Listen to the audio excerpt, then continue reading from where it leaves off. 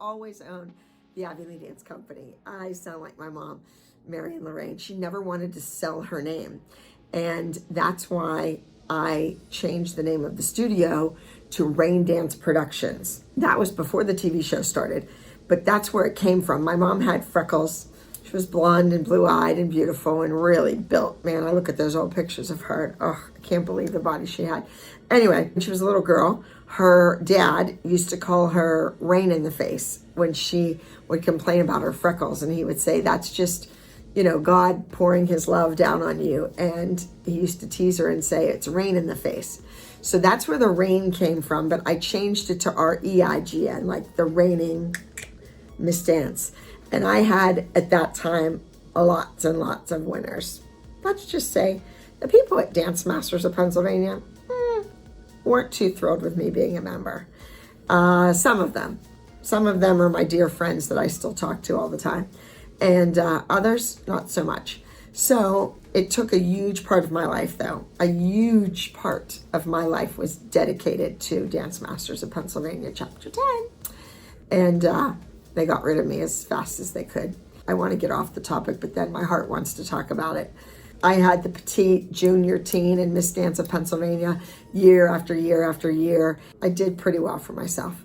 So that's where the rain came from, the REIGN, like a reigning princess. So it was Rain Dance Productions. And I loved the logo. I loved the way it looked. I loved the pink and aqua. Loved it. So I changed the sign out front. And then this way my mom could go to Florida to our home and retire, and I could semi-retire. I was young then, but things were going well, and I thought this is what to do. And then if we ever wanted to sell the business to a former student of mine, kind of like a rent-as-you-go thing, and then after a while they would just end up owning it. It wouldn't be the Mary and Lorraine Dance Studio we were selling. It would be Rain Dance Productions, right? Fine. So then I started this crazy roller coaster ride on a television show. And it was my name, Abby Lee, and the kids were part of the Abby Lee Dance Company, and all the clothes said Abby Lee, and this, that, and the other thing. I was in LA at a meeting at the production company office. And a man, and I can't remember his name for the life of me, and I owe him so much gratitude. Anyway, he came up to me kind of to give me a partial hug, and he went into my ear and he said, whispering, as soon as you get home, design a t-shirt and get it on your website. Listen to me. And I did. And I thank him over and over. If you're out there, if you ever watch me, I appreciate it. Thank you so much. He was an editor and he didn't really last too long on the show. They probably got rid of him because he was a very wise man. All right, so I got home. I started selling those t-shirts because people wanted to be part of the Abby Lee Dance Company, part of the ALDC. And that's why now, with this whole virtual phenomenon that we're all involved in, kids can take class at the ALDC in the studio in Pittsburgh, Pennsylvania. Our faculty there is brilliant. They have more credentials than I think some college faculties. Yes, you have Miranda Molesky. She was a dancer for my studio from the age of 3 to 18. She graduated from high school. She moved out to LA. She started working immediately. She was on So You Think You Can Dance. She's the only student I've ever had on it. Most of my kids were kind of past that competition phase, and they really wanted to work. They needed to work to support themselves. Miranda's family was, kind enough to see her through this, and she went out, and that was her goal, was to audition and get on the show, and she did, of course. She's a brilliant dancer. She went on to work in Los Angeles, and she was in Kanye West's world tour. I remember going to see the show. This artist, that artist, this show, that job. She was an assistant to a friend of mine who's a Emmy-winning choreographer on, I can't remember the show, but anyway, Miranda was an assistant choreographer to her, and she just worked a lot. She's not a big driver. She was in a really bad car accident, and LA is all driving, believe me. You have to drive everywhere. It's not like New York City where you can just hop a taxi or jump on the subway and get somewhere. It's not like that. She is on faculty in Pittsburgh. She teaches on Mondays and Thursdays. A gentleman named Taylor, who I've worked with, he grew up dancing at a colleague of mine, and he went to Point Park University, so he has a degree in dance, and he's there. There's another young lady that also went there. Her name is Bianca, and she's fun and sassy and very knowledgeable and has a degree in dance. There's a woman named Tanya, who is a ballet dancer and gives a wonderful class. She's beautiful. She's also a Point Park graduate. And then we have another young man, Adrian. He's great on Zoom. He's really engaging. He's a ballet teacher, but it's not boring. It's fabulous. He's young. He's at Point Park University right now, but he really is just exciting. You know, sometimes ballet can be boring, and the teachers know that, and they make it very exciting and very useful. I mean, come on, without it, you're not going to be very talented, very good, and have a long lasting career. And then we have a young lady, Melissa, and she is the hip hop teacher. People love her. She teaches a lot of places in the area, and we're lucky to have her. And she teaches, and if I miss anybody, I beg your forgiveness. I'm sorry. Then we have Gianna, you all know, and she teaches all over the world, and she's traveled with me and the ALDC as we went to London and Ireland and Scotland and all of those places, and we had a whole bucket list of where we were going to go before I got hurt, or not hurt, before I got cancer and it choked my spinal cord. And we're going to get back to it. We're going to get to Greece. We're going to get to New Zealand. We're going to get to Dubai. I want to ride a camel, so someone's going to hike my butt up and get me on there. Yes.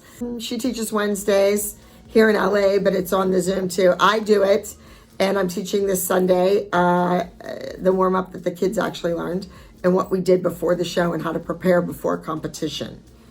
For all of you out there that compete, it's what you actually go through and what you should do.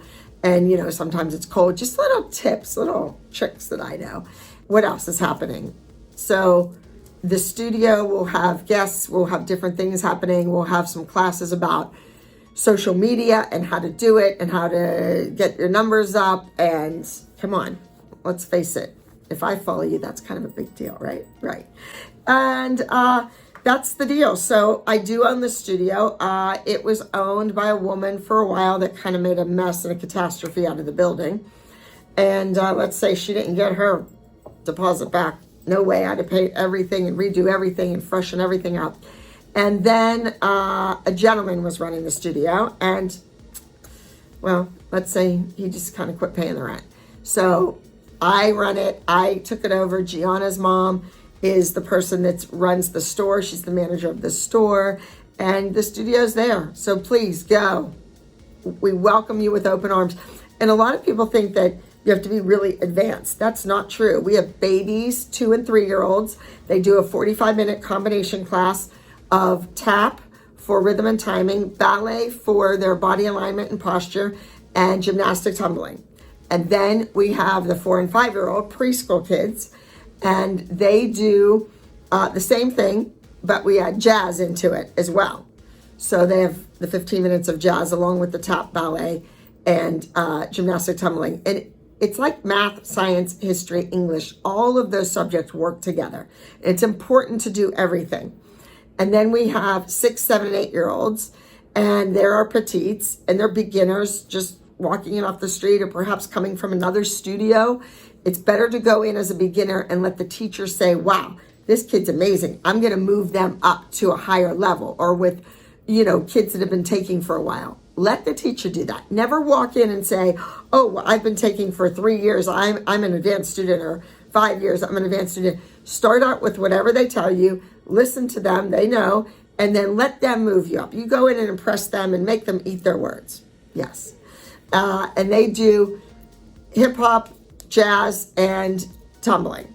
All right. And that's kind of like, so they don't have to buy a lot of shoes and really invest a lot of money. We can see if they have potential and if they like it or love it, and then we go from there. All right. And then there's all kind of classes for older kids, teenagers. There's even a TikTok class.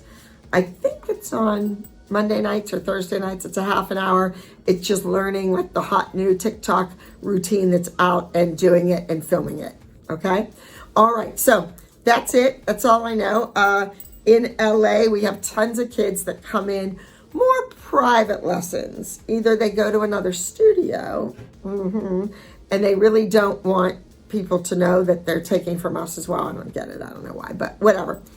And then there's a lot of professional kids in the industry, kids that are working in film and television that want to keep up their dancing from their hometown. So they come in, or maybe kids want to get choreography and they're coming to LA for a convention or competition, and they come a day earlier, they stay a day late, and they get new choreography, or we clean their existing choreography.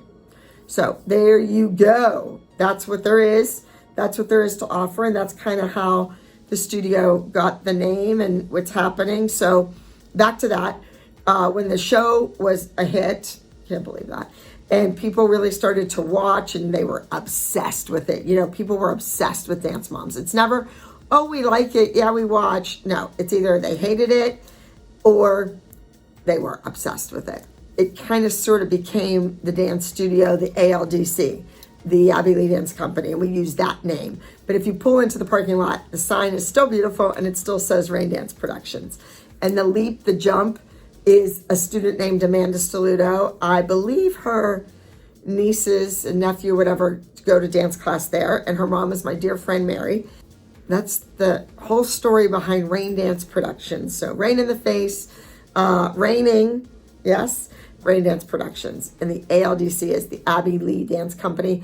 My mom's maiden name was McKay, so her studios were Marion Lorraine Dance Studio, but her maiden name was Marion Lorraine Miller, or I'm sorry, Marion Lorraine McKay, and then she married my dad, and it was Marion Lorraine Miller. So Lorraine is her middle name. So Marion Lorraine McKay, Marion Lorraine Miller, Marion Lorraine Dance Studio. Yes, she always used to say, you know, if she'd meet a guy out or somebody asked her to dance at a dance, she would say, let's swing and sway with Marion McKay. There you have it. All right. Mwah. Love. Peace. I'm out. Subscribe. Please subscribe. Love you. Got to get back in the dance studio. Got to get back on the Zoom. Got to keep working. Yes, there's kids to dance. There's people that need their legs straightened and their feet pointed. And you are one of them. So subscribe. Learn.